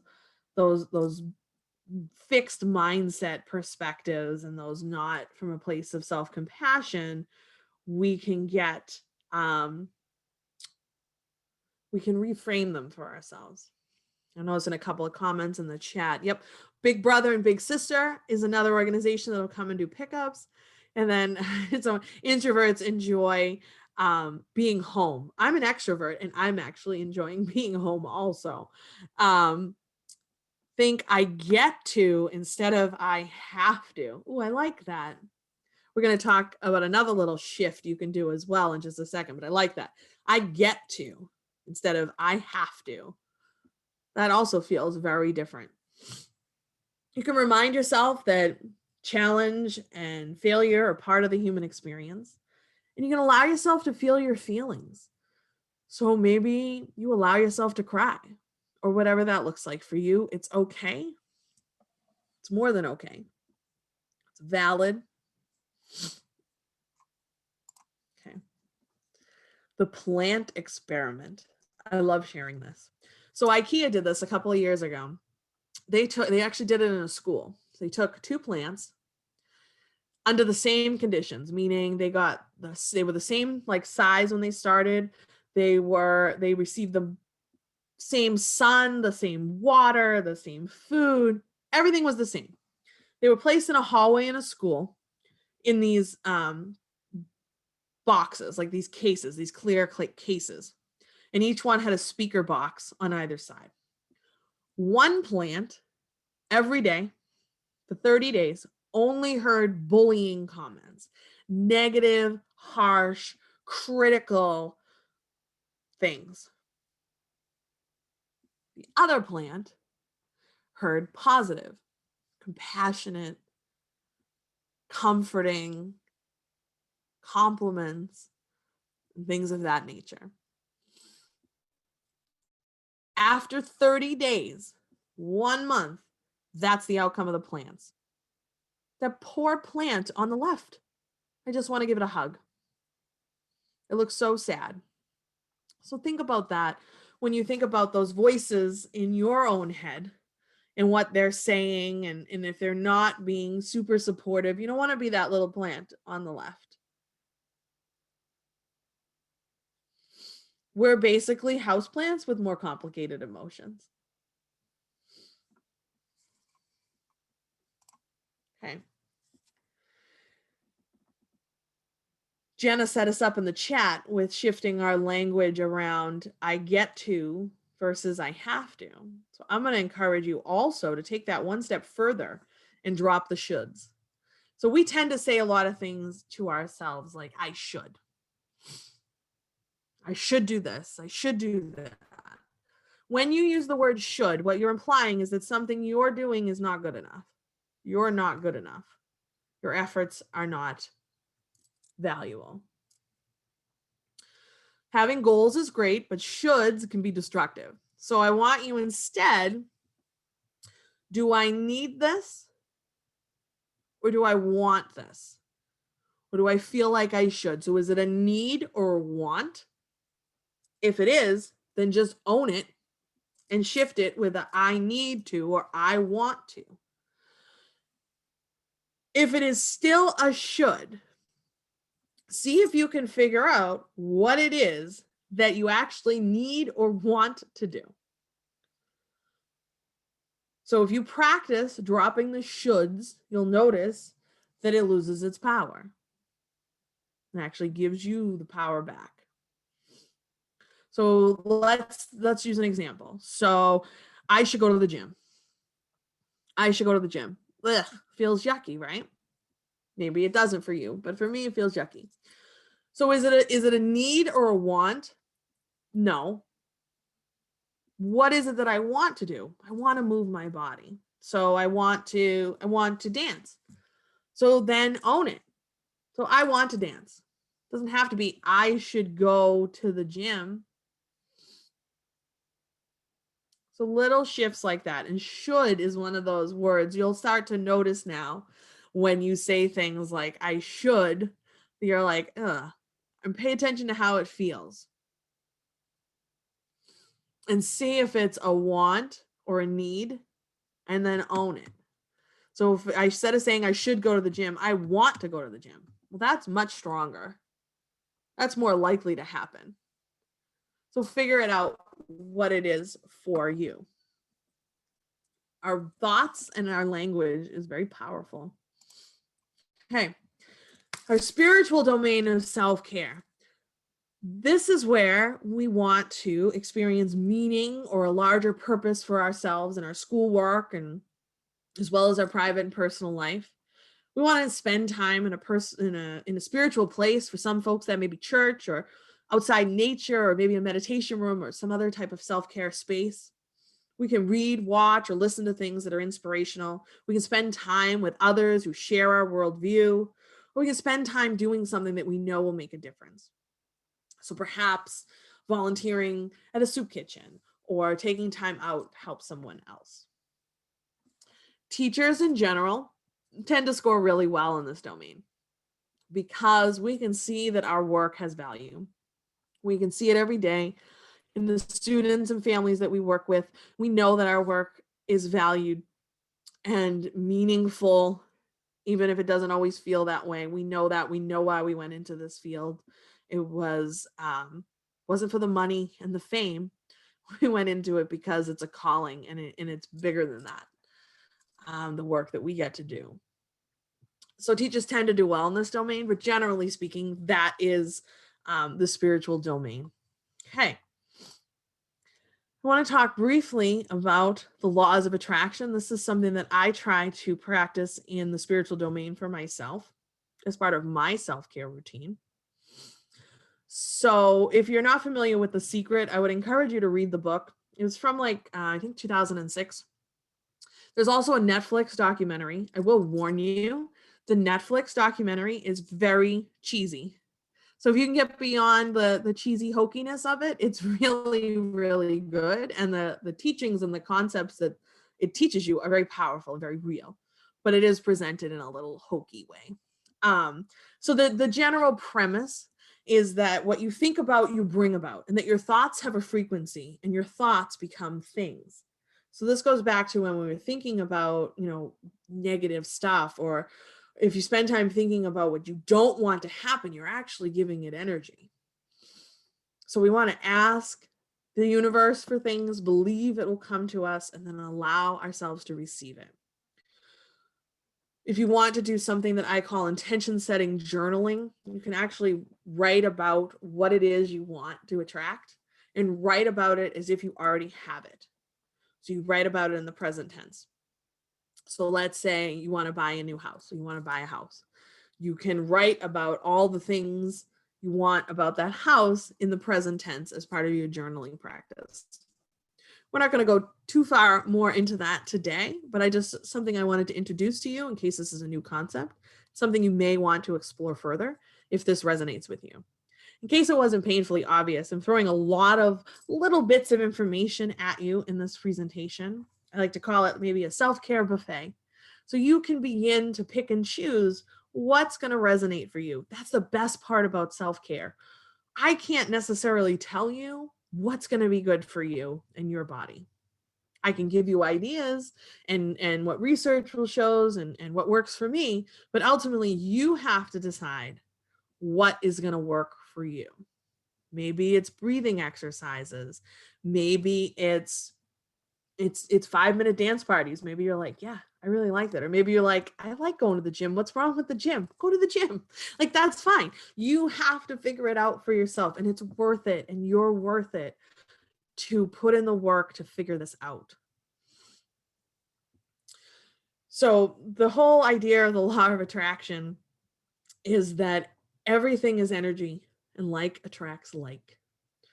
If you can see things in your mind, if you can visualize it and you can feel it, and don't give up, you can make it happen.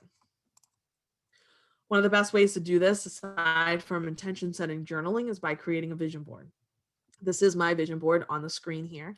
It is busy. There's lots going on there. I like to think about different domains, different aspects of my life, relationships, places I'd like to travel to or go back to, things I'd like to purchase, things I'd like to do in my home, things I want to achieve, and stuff like that.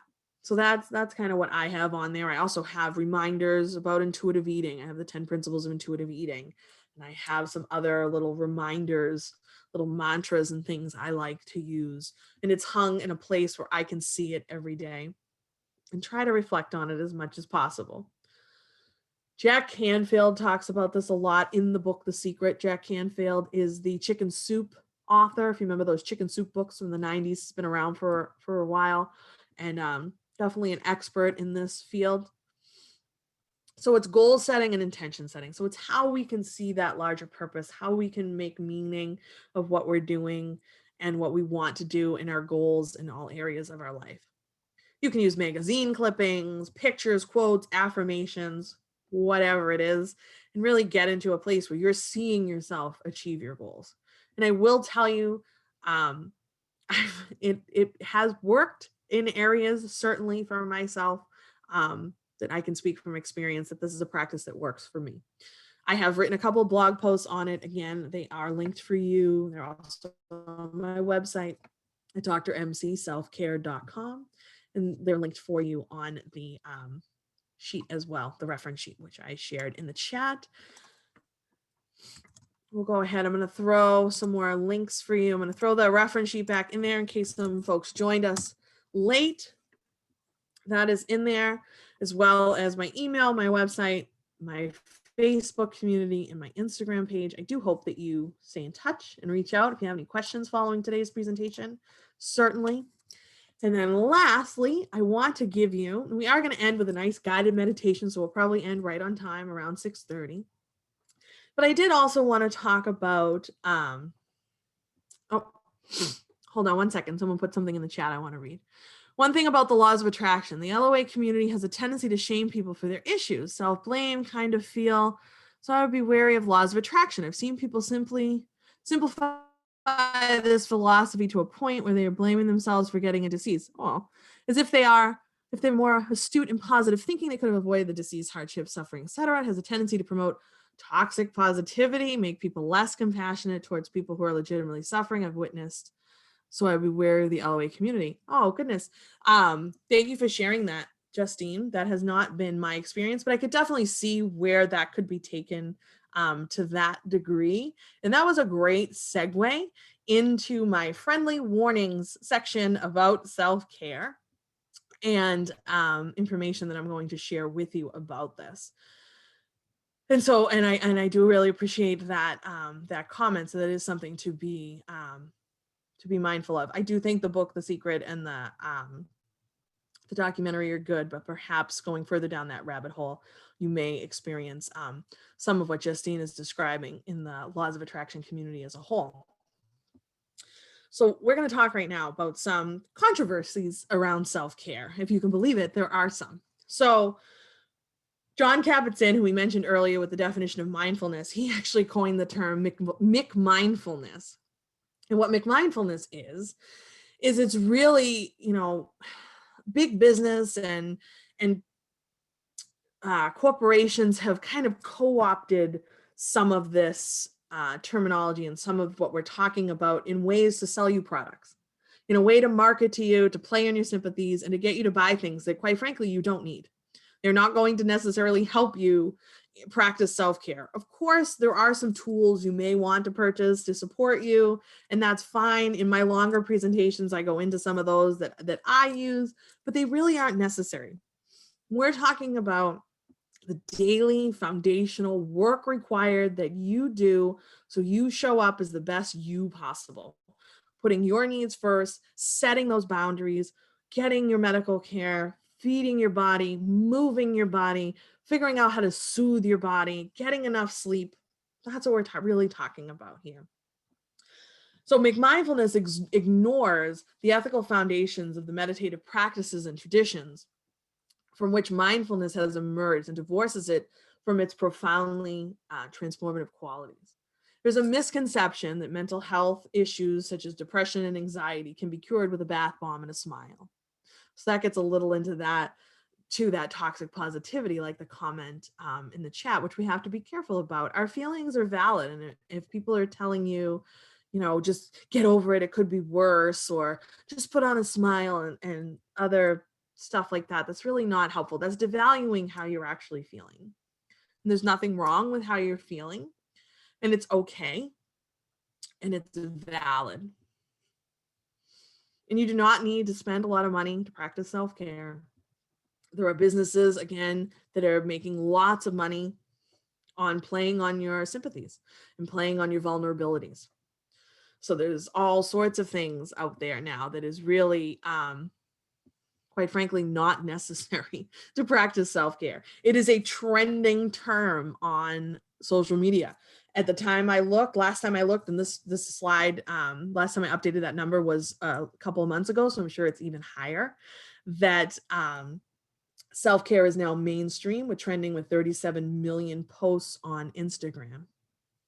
And LOA, Alana, is the laws of attraction, is what Justine was speaking about there. Okay.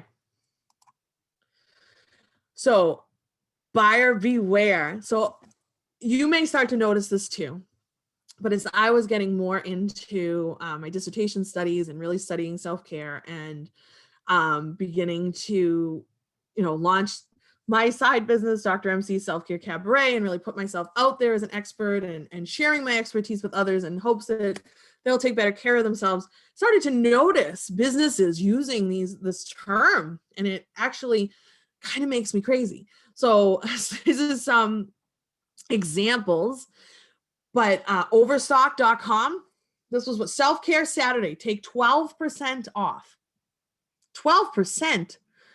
Overstock, if we're going to call this a self-care sale, we got to start with at least 50%. What is this 12%? And then another one, 17%. Like, come on. This just makes me crazy. They're just using the terminology to try and sell you something. Kate Spade, who happens to be one of my favorites, that's a Kate Spade email down there at the bottom, for self-care and for cereal and self-care. So she's selling her plates. Grubhub, same thing. They were using the self-care starter kit. Order some takeout from Grubhub.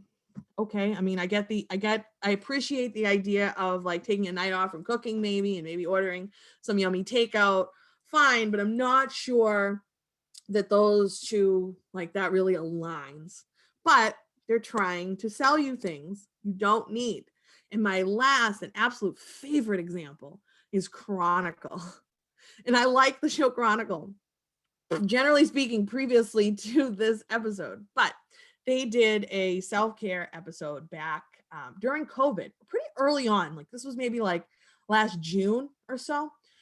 And people were reaching out to me like that day. They're like, oh my God, you gotta watch Chronicle tonight. It's all on self-care. I'm like, okay, great. So we don't even have cable. So I had to watch it, like stream it online, but I made like a big to-do out of it and shared it with people and was gonna watch it. It was terrible. It perpetuated every stereotype of self-care that exists. So first, the episode started strong. And there was a therapist who was speaking, and he was talking about how he's seen an increase in his clients of color and people accessing more mental health services. And I thought that was great. Then they talked a little bit about meditation, and I thought that was awesome too. Like, I was like, yeah, this is really starting out good. And then it took a turn. Then they started talking about boutique fitness studios, and they were showing some examples, and nothing against these businesses, but in my experience, boutique fitness studios are breeding grounds for disordered eating and eating disorders. And all I saw in the people they were showing were able-bodied um, people. They were people in young people in societally acceptable thinner bodies. I wasn't seeing any body diversity, any diversity really.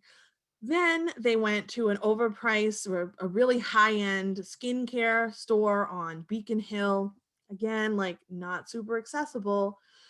And my favorite piece, and probably the most frustrating, was the episode ended with a visit to this little outdoor bar place to have a cocktail. Don't get me wrong.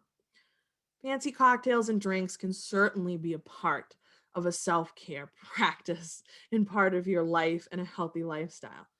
But ending an episode dedicated to self-care in the middle of a pandemic with alcohol consumption, I'm not sure was the best message that they could have put out there for folks.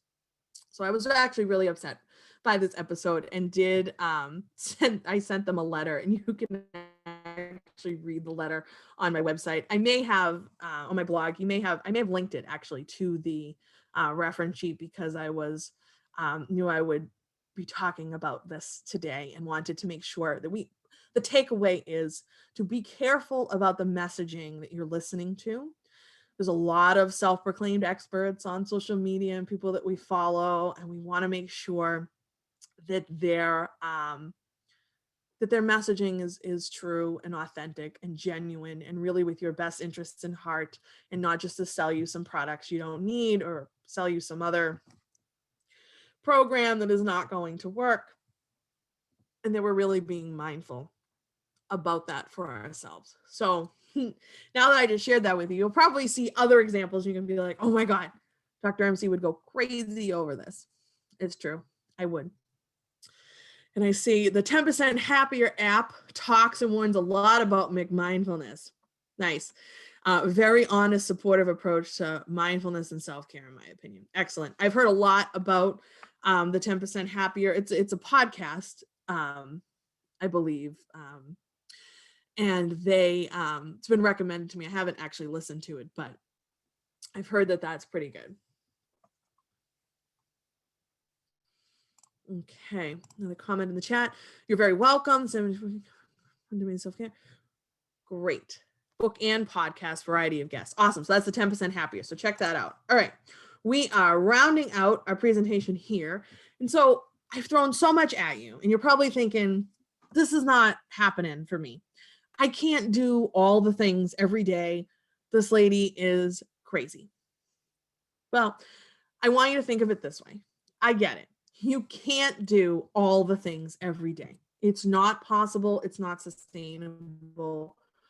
Don't even try. But if you think about your self-care routine over the course of a week, what are the hit points? What are the things you want to do over the course of 7 days? How many times do you want to move your body? Do you want to meditate? Are you going to read something? Do you want to journal, write your gratitude list?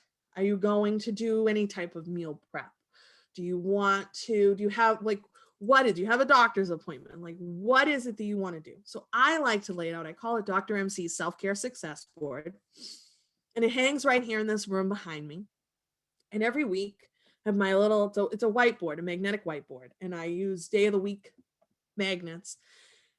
And at first I put my non-negotiables, my day job that's non-negotiable.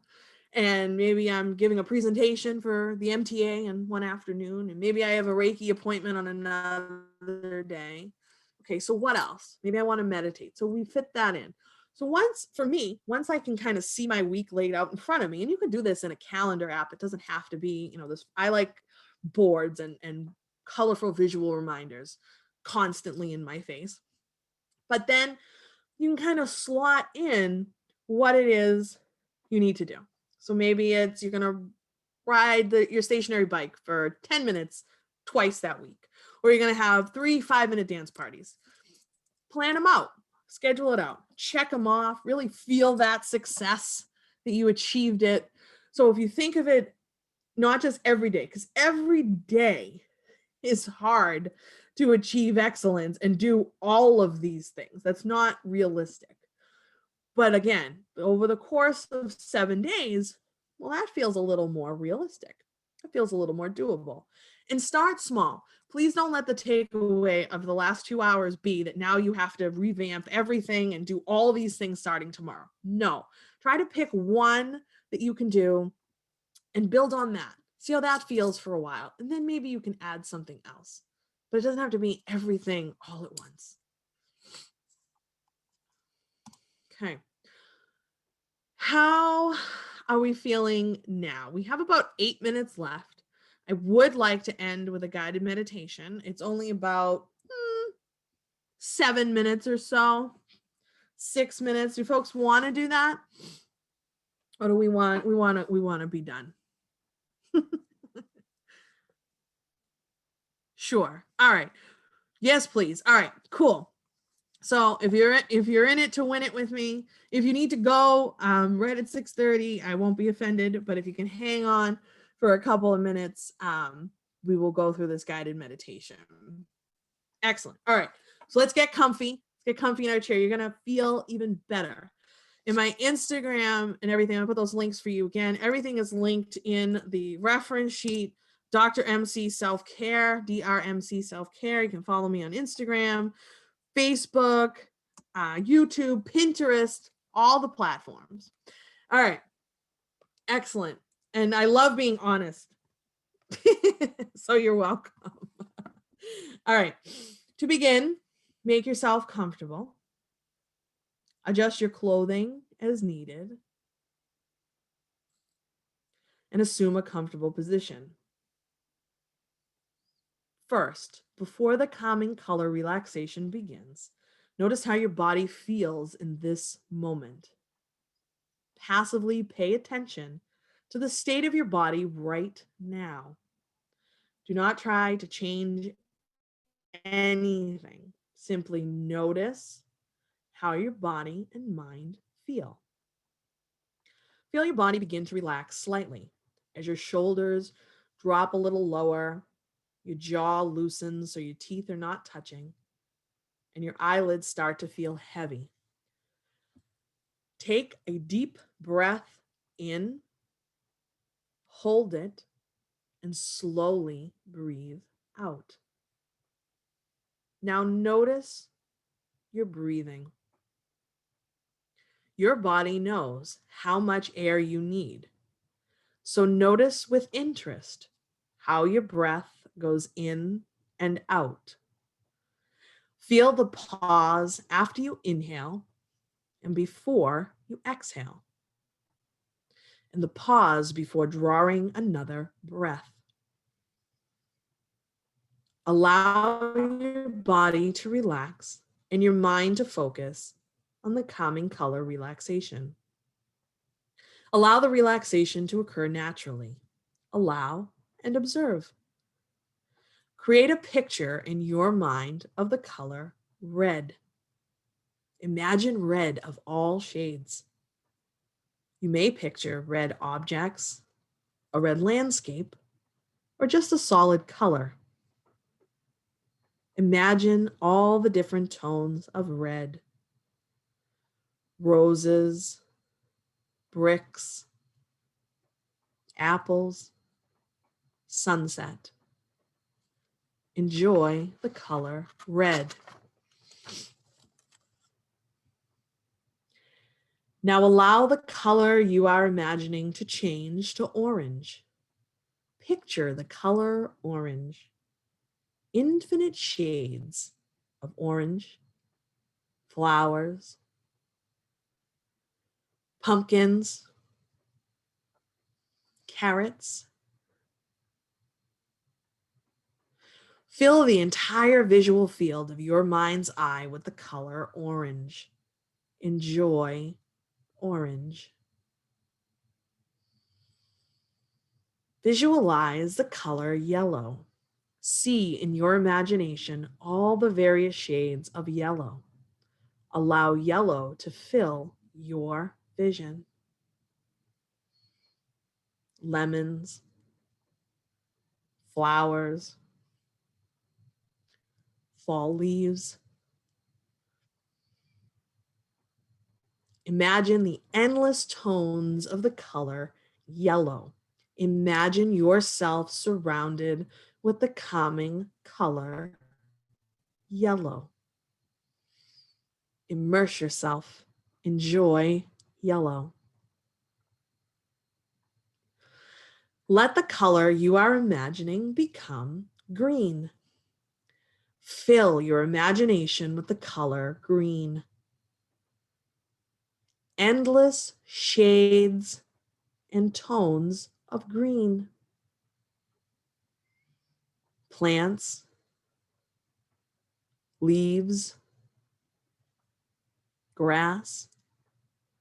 Imagine being surrounded by beautiful green, all shades from the lightest to the darkest, bright green and subdued green. Enjoy green. Now see in your mind the color blue. Surround yourself with beautiful blue, unending shades of blue, water, sky. Imagine blue filling your vision. Enjoy the color blue.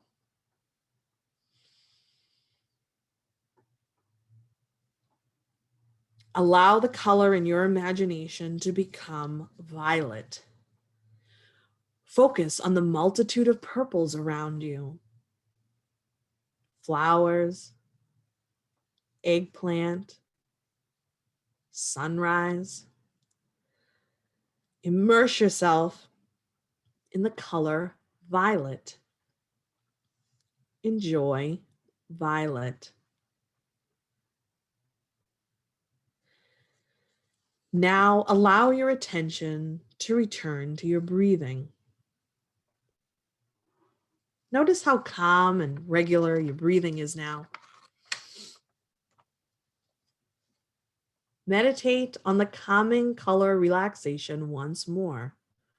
Imagine the colors again, one at a time, starting with red, orange, yellow, green, blue, violet. Now picture whatever calming color you wish. Do you have a favorite? Or a color that suits your mood right now? Imagine whatever colors you'd like. Allow your mind to be relaxed, focused, and calm. Enjoy the feeling of relaxation you are experiencing.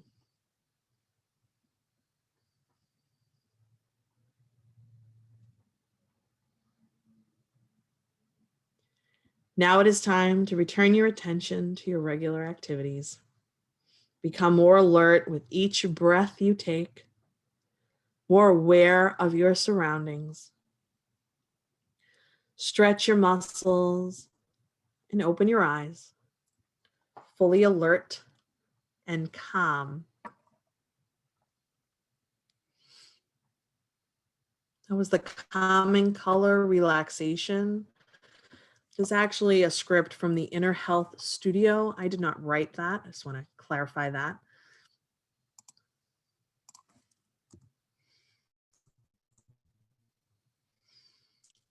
Thank you so much for joining me this afternoon here into the evening. I hope you enjoyed it. I see lots of positivity in the chat.